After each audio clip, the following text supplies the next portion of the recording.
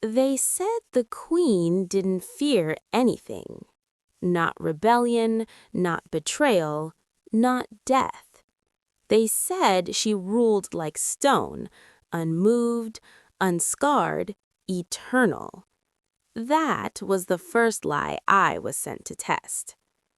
I arrived at the palace with no title worth remembering, no face worth noting, just another name added to the long list of people orbiting her power. I wasn't there to serve. I was there to observe, to decide whether a queen like her should be allowed to remain. The first time I saw her, the room bent, not because she demanded attention, but because everyone else adjusted themselves around her. She spoke once and arguments died. She looked up and silence obeyed. Untouchable. That was the word whispered in halls, written in coded reports, repeated by my superiors. No weakness, no cracks, no leverage. I stood at the edge of the chamber, unnoticed, exactly where I needed to be. And then, something happened. A noble spoke carelessly. Not an insult, not a threat, just the name. The queen's predecessor. The room didn't react, but I saw it. Her fingers tightened around the arm of the throne. Not anger, something quieter, something older. For one breath, her eyes lowered, just slightly. Then it vanished. Her posture straightened. Her voice returned. Calm, measured, absolute. Proceed. The court exhaled and moved on, unaware anything had happened. No one noticed, except me. Later, as I passed her in the corridor, she slowed. Didn't turn, didn't look at me. "You see too much," she said quietly. I lowered my head. "I see what you allow," I replied. She walked away. And in that moment, I understood. The queen wasn't untouchable because she felt nothing. She was untouchable because she never let anyone see when something hurt. That night, I wrote nothing in my report. I should have. The order would have wanted to know. A reaction, a memory, a possible wound. But instead, I erased the moment from the record. I told myself it was caution. I told myself it meant nothing. But the truth was simpler. For the first time since I was trained, I wasn't measuring power. I was measuring a person. And I wanted to know what kind of queen learned to survive by never being seen. So I stayed, closer than assigned, quieter than expected. Not because I was ordered to, but because I chose to. And that decision, small, silent, unnoticed, was the beginning of everything. Power has a sound. Most people think it's loud. Orders shouted, doors slammed, armies moving. They're wrong. Real power sounds like space. That was what she gave me. Not attention, not favor. Space. I noticed it in the days that followed. I was never assigned the best position in the room, yet I was never removed from it either. Guards were rotated around me, but never directly replaced me. My name appeared on lists it shouldn't have, and disappeared before anyone questioned why it was there. I moved freely. Too freely for someone so insignificant. That should have scared me. Instead, it fascinated me, because she controlled everything, and control like that doesn't make mistakes. During council meetings, she never looked at me, not once, but questions arose that shouldn't have. She would pause mid-debate, eyes steady on a map, and ask, "Who benefits if this trade route collapses?" Not her ministers. Me. I answered once by instinct. The room froze. No one had invited me to speak. Her gaze didn't lift, but her voice carried. "Continue." I did. When I finished, she nodded slightly. That was all. The meeting ended moments later, precisely where she wanted it. No praise, no acknowledgement. But afterward, the guards no longer blocked my path. They thought she was careless. They thought she'd overlooked me. They didn't understand that the queen never overlooked anything. She was watching how I moved when ignored, how I spoke when uninvited, how I held silence when it would have been safer to speak. And I was watching her too. How she never filled empty space with unnecessary words. How she allowed tension to stretch until others broke. How she ruled not by force, but by certainty. We were studying each other, neither of us admitting it. It happened late one evening. I was leaving the archives when the corridor emptied, too suddenly, too cleanly. A mistake. 3 men stepped from shadow, not soldiers, professionals. I counted exits, calculated damage, prepared for blood. Then, a voice. Enough. Her voice. Calm, quiet, unquestionable. She stood at the end of the corridor, alone, cloak dark, crown absent. The men froze. She didn't raise a hand, didn't call for guards. She looked at them the way one looks at something already decided. Leave, she said. They did. No questions, no resistance. When the corridor cleared, silence rushed back in. She approached me slowly. "You're unharmed," she said. Not a question. "Yes," I replied. Her eyes searched my face, not for injury, for reaction. "You didn't call for help," she observed. "I didn't need to," I said. That was when her control slipped. Not visibly, but something shifted. A breath held too long, a fraction of tension where there shouldn't have been any. "You're dangerous," she said quietly. I met her gaze. "So are you." For a moment, neither of us moved. Then she stepped back. "Be careful," she said, not as an order, as a warning. She didn't push me away. She didn't pull me closer. She did something far more deliberate. She left me exactly where I was, unclaimed, unprotected, unrestricted. And I realized then she wasn't testing my loyalty. She was testing whether I would stay when she gave me the freedom to leave. I watched her disappear down the corridor, cloak blending into shadow, and I knew the truth I wouldn't write in any report.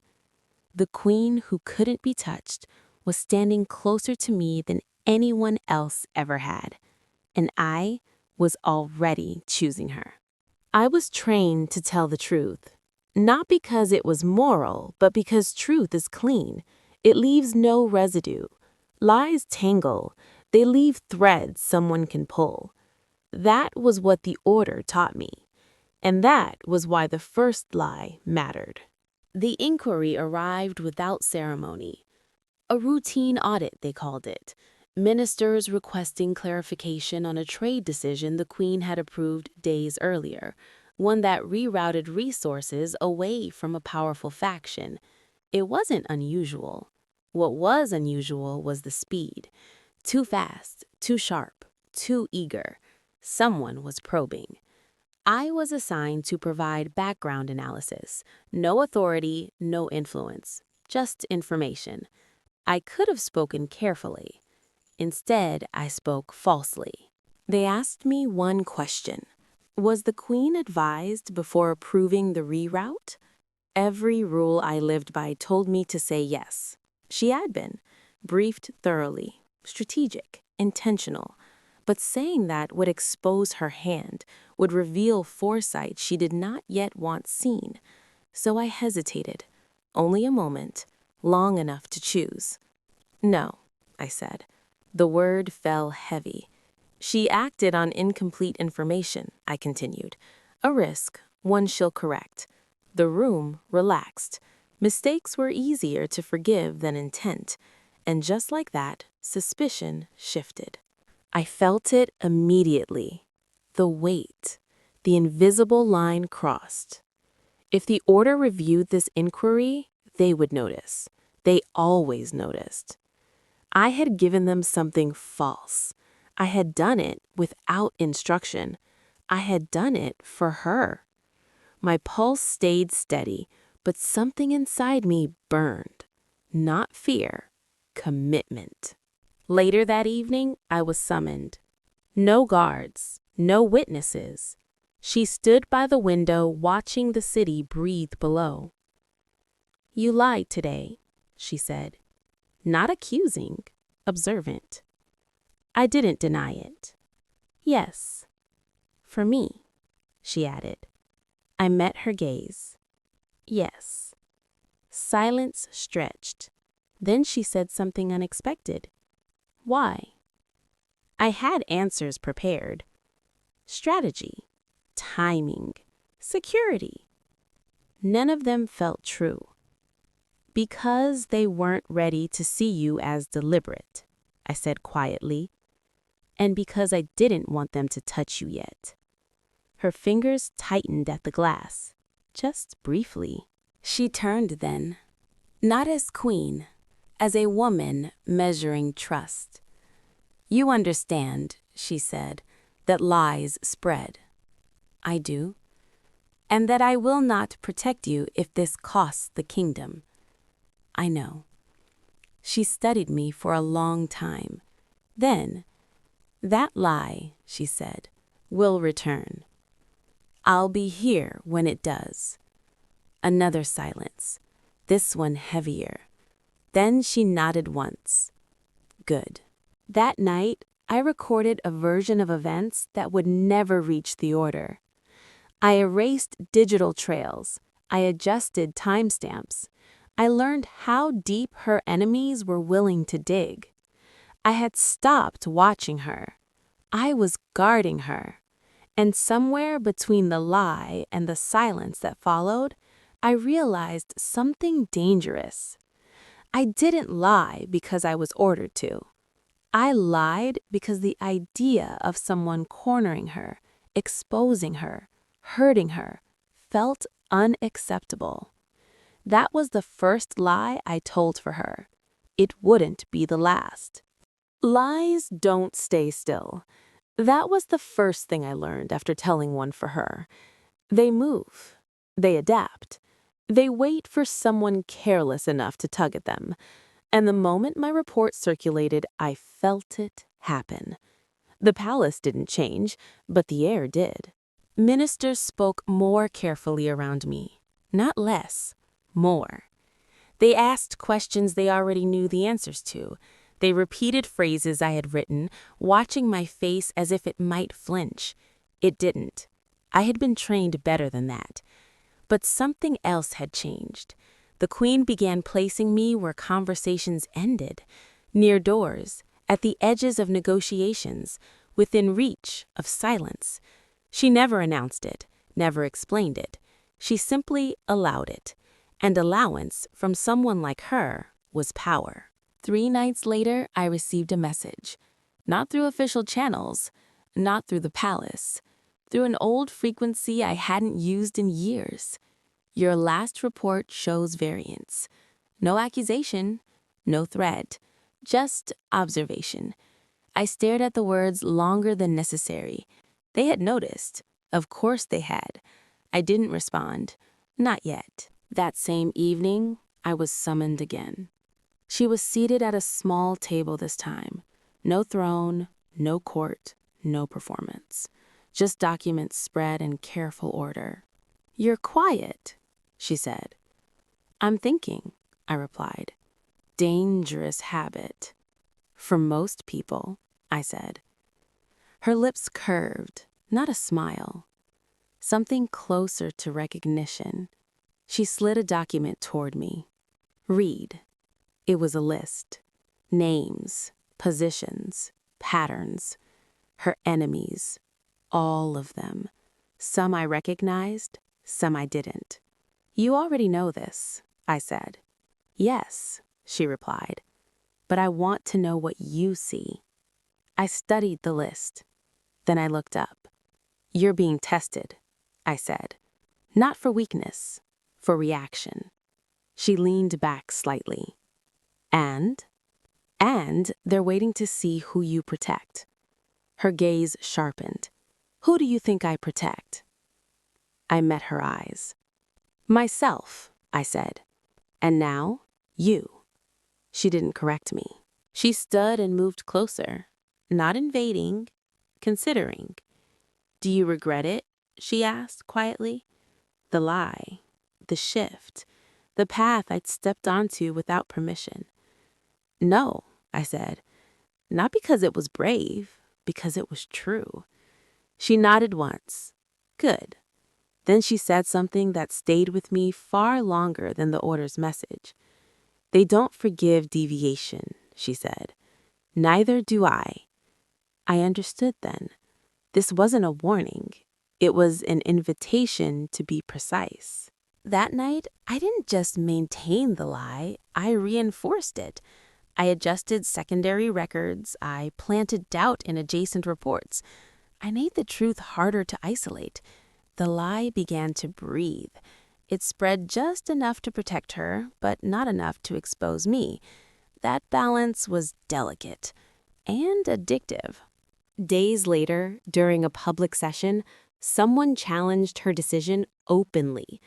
Bold. Stupid. The queen listened without interruption. Then she turned, not to her ministers, to me. Your assessment, she said. Every eye followed. This time, I spoke the truth. A different truth. One that dismantled the challenge completely. The room shifted. Authority realigned.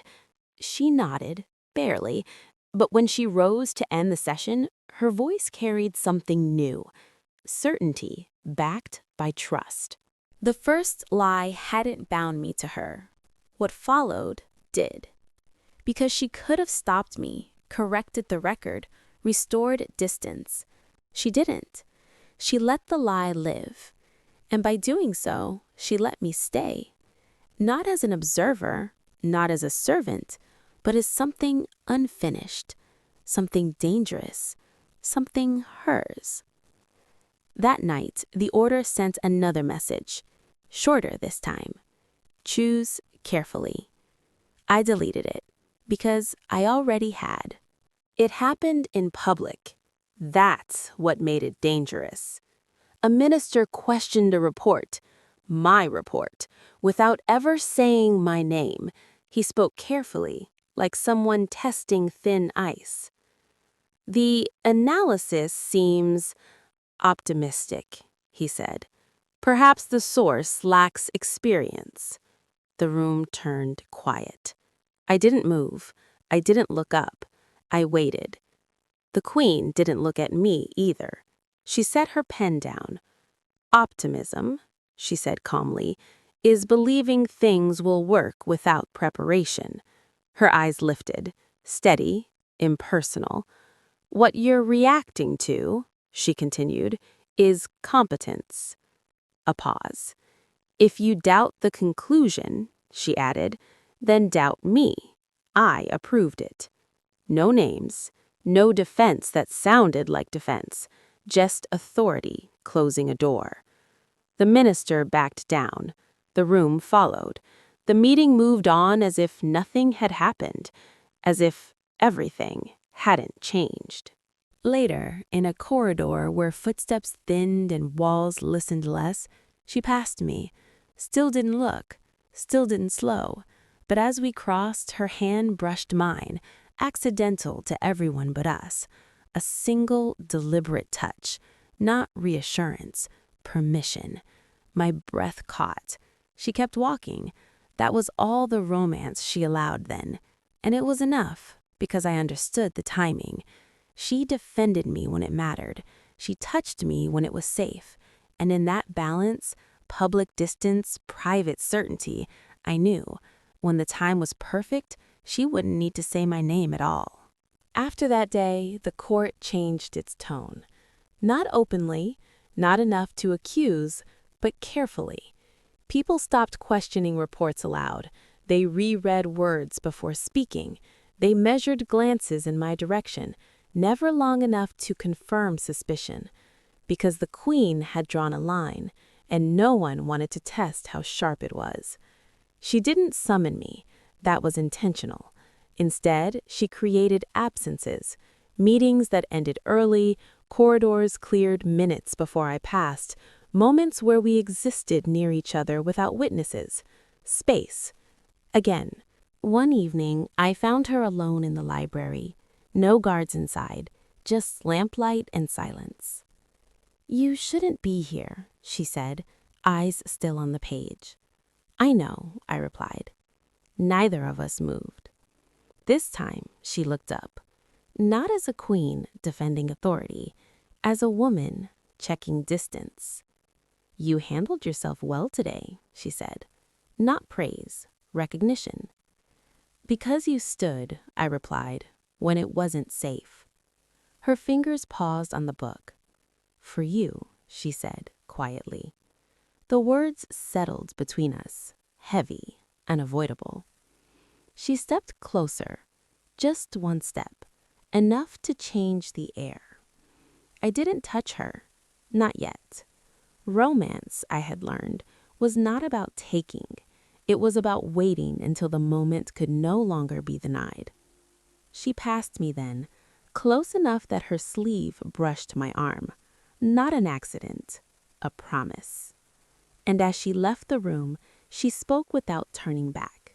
"Stay," she said. Not as an order, as an invitation. I stayed, because the time wasn't perfect yet, but it was coming. I stayed, not because she asked again, not because I was watched, because something had shifted, and neither of us pretended it hadn't.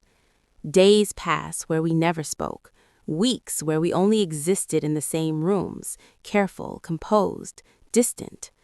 The court thought the line between us had been restored. They didn't see the signals.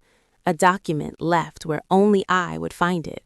A meeting delayed just long enough for me to arrive. Her decisions aligning quietly with the paths I cleared. We were working together without acknowledging it. That was intimacy for us. One night, a storm pressed against the palace.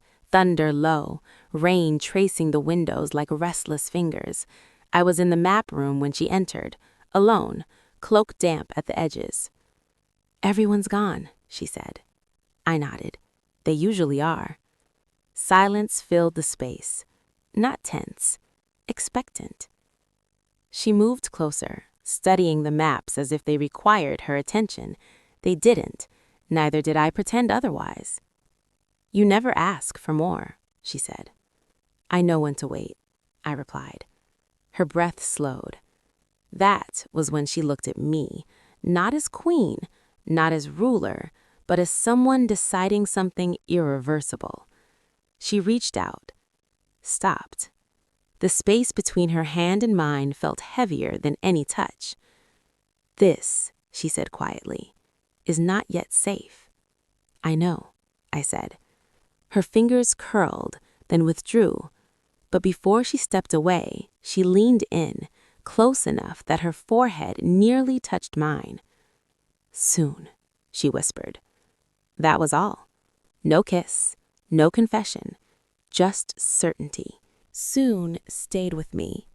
It followed me through corridors, through meetings, through nights where sleep came late and left early.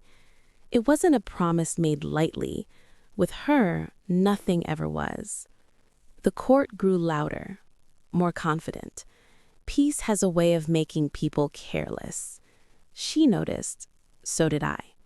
That evening, during a reception meant to reassure allies, I stood where I was meant to, far enough to be ignored, close enough to intervene. She moved through the room like inevitability, composed, radiant, untouched. Someone laughed too freely at her side. I felt it before I saw it. Her smile didn't falter. Her posture didn't change. But when she turned, her eyes found mine, not seeking permission, checking presence. I inclined my head, barely. "I'm here." That was all she needed. Later, when the palace settled into its quieter hours, she found me again. this time on the balcony overlooking the city. The air was cool, honest. "You saw," she said. "Yes." She stood beside me, close enough that our shoulders almost touched. "They forget themselves when they think danger has passed," she continued. "They always do," I replied. A pause. Then, softer. "And you?" I turned to her. "I don't forget," I said. "I choose." That did it. Her hand brushed mine, not the careful touch from before. This one lingered, tested, real. She didn't pull away. For one suspended breath, the world narrowed to the space between us. I could feel her warmth, her resolve, the weight of everything unspoken. If I leaned in, she wouldn't stop me. I knew that. She knew I knew. And still, we waited. Because this moment was close, but not perfect. She withdrew her hand slowly, reluctantly. "Not yet," she said, voice steady though her eyes were not. "Soon," I replied. She left me there with the city lights and a certainty that no longer frightened me. The moment hadn't passed, it was gathering strength, and when it came, it would be unstoppable.